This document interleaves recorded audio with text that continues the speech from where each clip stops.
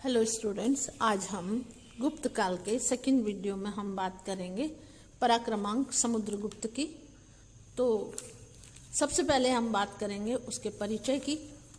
तो चंद्रगुप्त प्रथम के बाद उसका पुत्र समुद्रगुप्त 335 ईस्वी से 375 ईस्वी तक राजा बना। समुद्रगुप्त गुप्त सम्राटों में कई अर्थों में अद्वितीय था।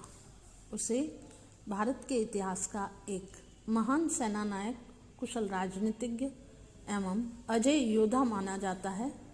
समुद्रगुप्त का आदर्श भारत के प्राचीन क्षत्रियों का परंपरागत आदर्श दिग्विजय और भारत का राजनीतिक एकीकरण था। हम दूसरे पॉइंट में बात करें प्रयाग प्रशस्ति की, क्योंकि इसकी सारी उपलब्धियों की जानकारी हमें प्रयाग प्रशस्ति से ही मिलती है। तो प्रयाग प्रशस्ति की हम बात करें तो समुद्रगुप्त की उपलब्धियों का विवरण उसके दरबारी कवि हरिसेन द्वारा लिखित प्रयाग प्रशस्ति से ज्ञात होता है। इस प्रशस्ति को अशोक के कौशाम्बी स्तंभ पर उत्कीर्ण कराया गया था, जिस पर अशोक के 6 स्तंभ लेख पहले से उत्कीर्ण थे। बाद में इस स्तंभ को कौशाम्बी कोसम गांव, जो इलाहाबाद से लगभग 55 किलोमीटर दक्षिण पश्चिम में है, से लाकर इलाहाबाद प्रयाग के किले में खड़ा कर दिया गया। इसलिए इसे प्रयाग प्रशस्ति या इलाहाबाद अभिलेख कहते हैं। यह अभिलेख संस्कृत भाषा के चंपू शैली में लिखा हुआ है, जिसमें गद्य और पद्य दोनों होते हैं। इसकी कुछ पंक्तियां क्षतिग्रस्त है। लेख में कोई तिथि नहीं मिलती। हो सकता है क्षतिग्रस्त भाग में कहीं तिथि रही हो, लेकिन यह अभिलेख समुद्रगुप्त के जीवन काल का है। यह 360 ईस्वी के लगभग समुद्रगुप्त की दिग्विजय की परिसमाप्ति के बाद और उसके अश्वमेध के अनुष्ठान के पूर्व खुदा होगा, क्योंकि अश्वमेध का उसमें उल्लेख नहीं है। समुद्रगुप्त के अश्वमेध की जानकारी उसके सिक्कों से, उसके उत्तराधिकारियों के अभिलेखों से होती है। इस अभिलेख से समुद्रगुप्त के जीवन एवं व्यक्तित्व पर प्रकाश पड़ता है। अशोक के अतिरिक्त भारतीय इतिहास में किसी अन्य नरेश के विषय में इतना निश्चित और विस्तृत विवरण प्राप्त नहीं होता जितना समुद्रगुप्त के विषय में। इस अभिलेख की सहायता से समुद्रगुप्त की विजयों के विषय में विस्तार से जानकारी मिलती है। इन विजयों के फलस्वरूप गुप्त साम्राज्य की स्थापना हुई।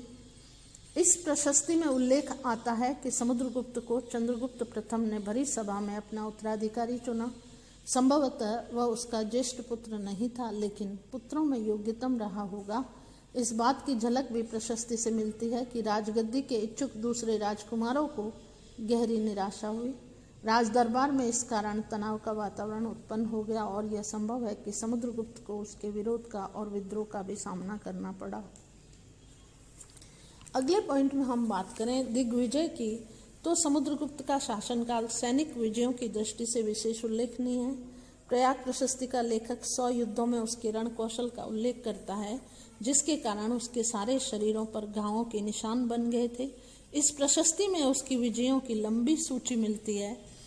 समुद्रगुप्त ने सबसे पहले नागवंश के 2 राजाओं अच्युत और नागसेन को परास्त किया और उसके बाद कोतकुलज नामक राजा को हराकर पाटलिपुत्र में प्रवेश किया। पाटलिपुत्र पुष्प विजय गुप्तों के इतिहास में एक क्रांतिकारी घटना थी।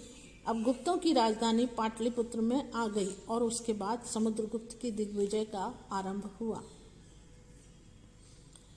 प्रयाग प्रशस्ति में समुद्रगुप्त की दिग्विजय का विस्तृत विवरण मिलता है। विभिन्न क्षेत्रों में उसके द्वारा की गई विजयें इस प्रकार थी।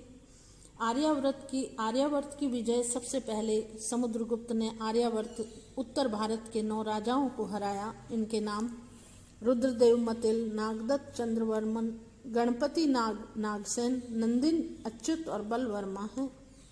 इनमें नागदत्त, गणपति नाग और नागसेन और नंदिन नागवंश राजा जान पड़ते हैं। उनके मथुरा और पद्मावती 2 प्रसिद्ध केंद्र थे। अच्युत अहिछत्र राजा रहा होगा और अन्य राजाओं की सही पहचान नहीं हो सकी। इन राजाओं को समुद्रगुप्त ने बलपूर्वक जीतकर प्रसभोद्वरण उनके राज्यों को अपने राज्य में मिला लिया। इन विजयों के द्वारा समुद्रगुप्त ने गंगा, यमुना, दोआब या आर्यावर्त के विस्तृत क्षेत्र पर अपनी सत्ता स्थापित कर ली। फिर हम बात करें मध्य भारत के आठविक राज्यों पर विजय, तो इसके बाद समुद्रगुप्त ने विंध्य पर्वत के आसपास के जंगली आठविक राज्यों को जीतकर उन्हें अपना सेवक बना लिया। परिचार की कृत सर्वाटिक राजस्य। दक्षिणापथ की विजय में हम बात करें तो उत्तर भारत में साम्राज्य विस्तार के पश्चात समुद्रगुप्त ने दक्षिणापथ के 12 राजाओं को परास्त किया। मैं आपको इनका दक्षिण भारत की विजय को प्रयाग प्रशस्ति की 2-4 पंक्तियों में समझाना चाहूंगी। कौशलक महेंद्र महाकांतारक व्याघ्रराज कौरालक मंटराज पिष्टपुरक महेंद्र गिरि कौटुरक स्वामी दत्तेरंड पल्लक दमन कांचयक विष्णु गोपाव मुक्तक सर्व प्रभृति सर्व दक्षिणापथ राज ग्रहण मोक्षानुग्रह जनित प्रतापोन मिश्रित महाभाग्यस्य। इसका अर्थ हुआ कि दक्षिण भारत के 12 राजा और 12 राज्यों को जीतकर ग्रहण यानी कि विजय प्राप्त की, मोक्ष इनको जीतकर भी मुक्त कर दिया, अनुग्रह मुक्ति के पश्चात सम्मानित किया। इस तरह समुद्रगुप्त ने दक्षिण भारत की विजय को अपने प्रभास मंडल के अंतर्गत बनाए रखा और इस तरह से सुदूर क्षेत्रों में प्रत्यक्ष अधिकार बनाए रखने की सारी कठिनाइयों से बचकर उन्हें अपनी उदारता से कृतज्ञ और पराक्रम के प्रभा मंडल के अंतर्गत बनाए रखा। सीमांत राज्यों और गणराज्यों की विजय की बात करें तो आर्यावर्त और दक्षिणापथ में समुद्रगुप्त की विजयों ने सीमांत राज्यों और गणराज्यों को भयभीत कर दिया और उन्होंने बिना युद्ध के उसकी अधीनता स्वीकार कर ली। समुद्रगुप्त के प्रचंड शासन को स्वीकार कर सभी प्रकार के वार्षिक कर, दान, उपहार, आज्ञाकरण और प्रणाम आगमन परितुष्ट रखते हुए सर्व कर, दान, आज्ञाकरण, प्रणाम आगमन पारितोषित प्रचंड शासनस्य। इनमें 5 राज्य और 9 गणराज्य थे। ये इस प्रकार हैं: 5 राज्य समतट, दबाक, कामरूप, नेपाल, कर्तपुर। 9 गणराज्य हैं: मालव, अर्जुनायन, योधेय, मद्र, आभीर, प्रार्जुन, सनकानिक, काक, खरपरिक।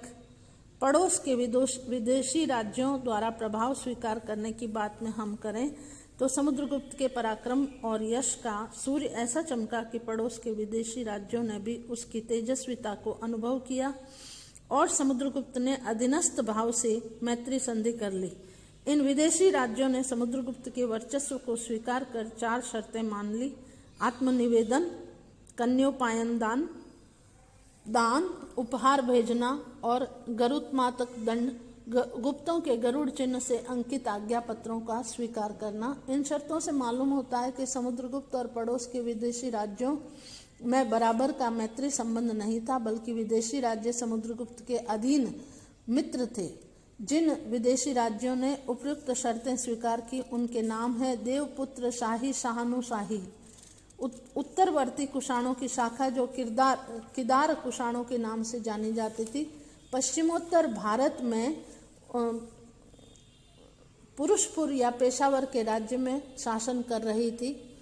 और फिर है सिंहल द्वीप वासी, तो लंकावासी। चीनी स्रोतों से ज्ञात होता है कि लंका के राजा मेघवर्ण ने बहुमूल्य उपहारों के साथ समुद्रगुप्त के पास अपने दूत भेजे। शक मुरुंड, पश्चिम भारत के शक क्षत्रप। कुछ विद्वान शकों एवं मुरुंडों को अलग अलग मानते हैं। सर्वद्वीपवासी, इससे तात्पर्य दक्षिण पूर्व एशिया के अन्य हिंदू उपनिवेशों से है।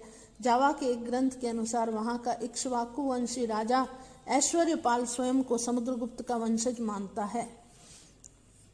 इस प्रकार समुद्रगुप्त की विजयों का वर्णन हमें प्रयाग प्रशस्ति में मिलता है। अगली हम समुद्रगुप्त की विजय के प्रभाव क्षेत्र को और उसके आगे के कार्यों और व्यक्तित्व के बारे में अगले वीडियो समुद्रगुप्त पराक्रमांक भाग 2 में करेंगे। इसमें इतना ही। धन्यवाद।